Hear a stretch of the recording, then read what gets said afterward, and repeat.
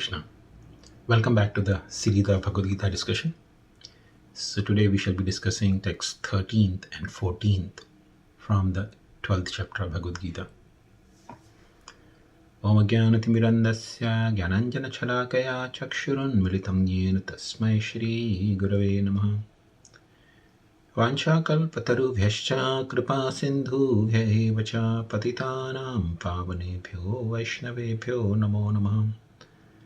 Shri Krishna Chaitanya Prabhu Nityananda Shri Advaita Gadadhar Shrivasadi Gaura Bhakta Vrinda Hare Krishna Krishna Krishna Hare Hare Hare Rama Rama Rama Hare Hare. Hare Krishna. So text 13th and 14th is Adveshta Sarva Bhutanam Maitra Karuna Evacha Nirmamo Nirahankara Samo Dukkha Sukha Shami Santushta Satatam Yogi Yatatma Dhranishchayam Mayarpita Mano Buddhir Yo Mad Bhakta Same Priya. Translation: one who is not envious but a kind friend to all living entities, who does not think himself a proprietor and is free from false ego, who is equal in both happiness and distress, who is tolerant, always satisfied, self-controlled, and engaged in devotional service with determination, his mind and intelligence fixed on me. Such a devotee of mine is very dear to me. So after describing till text 11, till text 12, Krishna is describing here the different qualities of Vaishnavas or spiritual practitioners, a devotee of the Lord who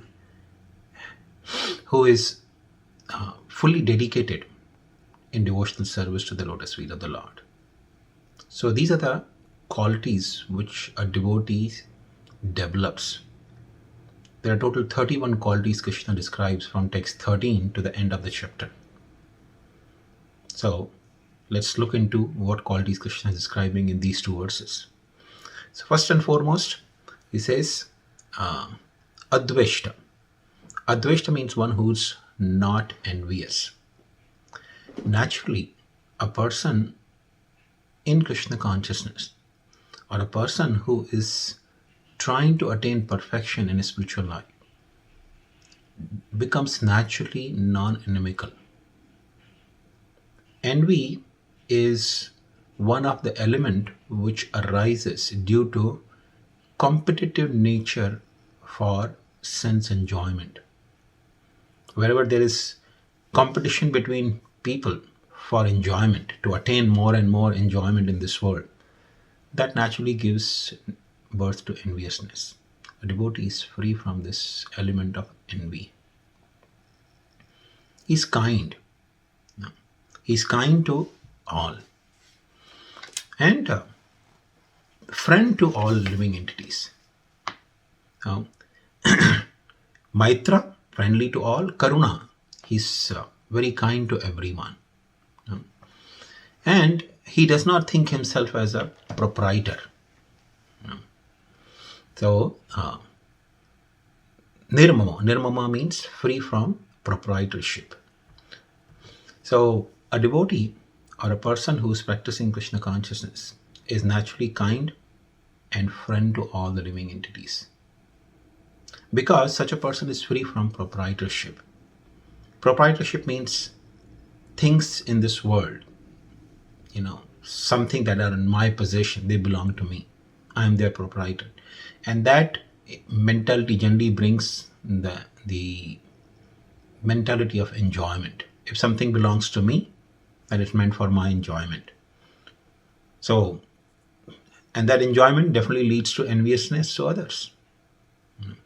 So how can a person be kind or friendly to others who's envious? So the root is actually a person who's free from false ego. Nirahankara. Ahankara means to identify oneself with this body.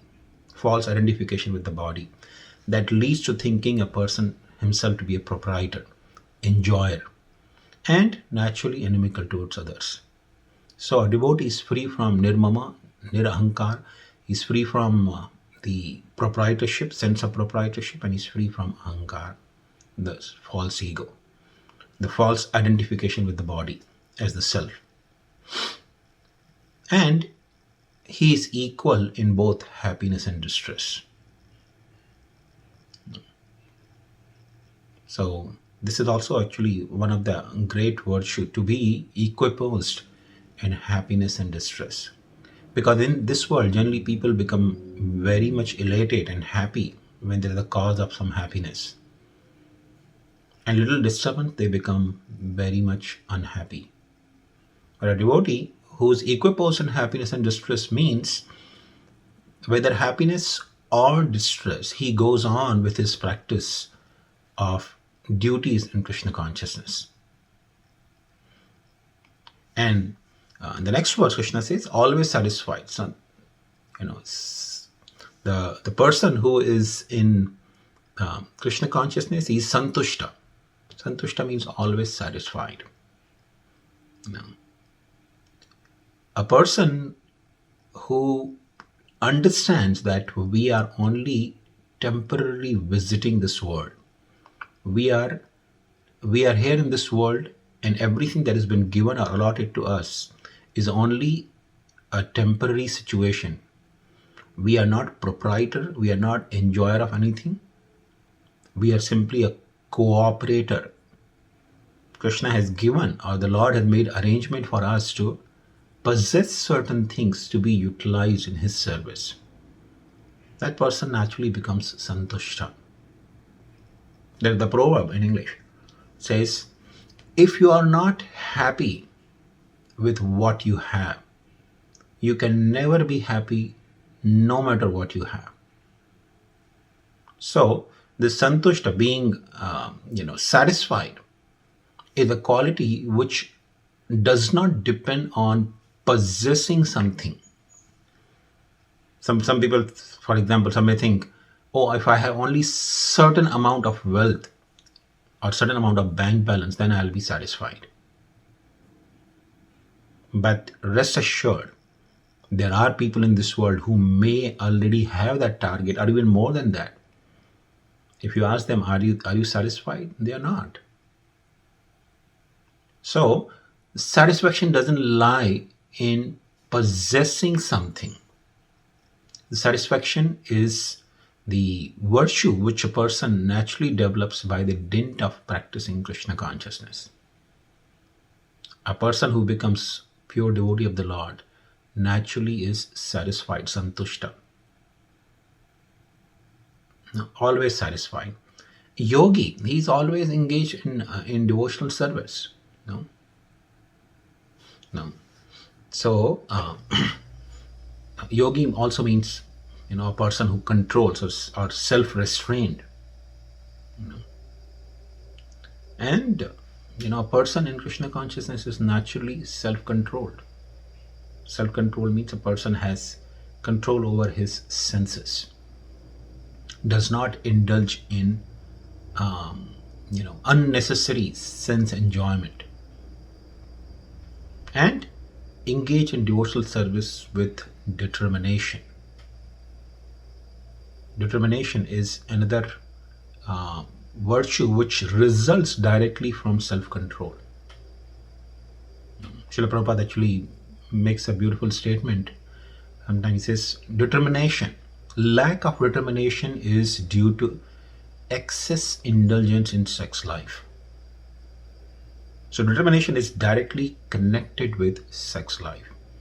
If a person wants to have determination, then he has to restrain from sex life. The more one engages in sex life, the more one loses determination.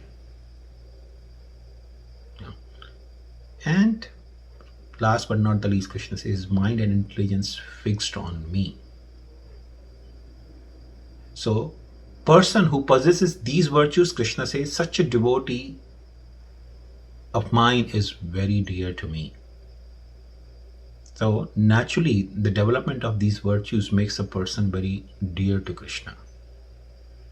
And of course, this statement Krishna will be repeating again and again, concluding with the 20th verse where Krishna says, such a devotee is very, very dear to me. So, development of these virtues is natural byproduct of bhakti or devotional service. We should remember one thing. These qualities do not make a person dear to Krishna, but it is bhakti which actually makes a person dear to Krishna. But these qualities are natural byproducts of bhakti.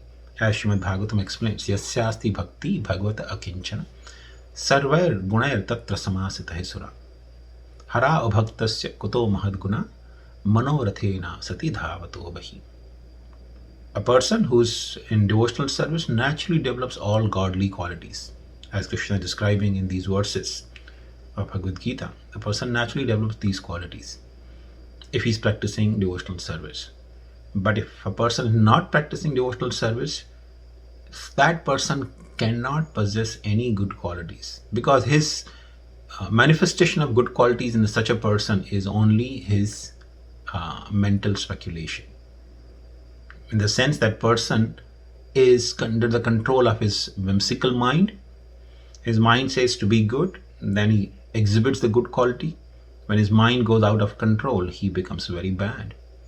But that's not the case in the case of a person who is a devotee, who is engaged in devotional service of the Lord.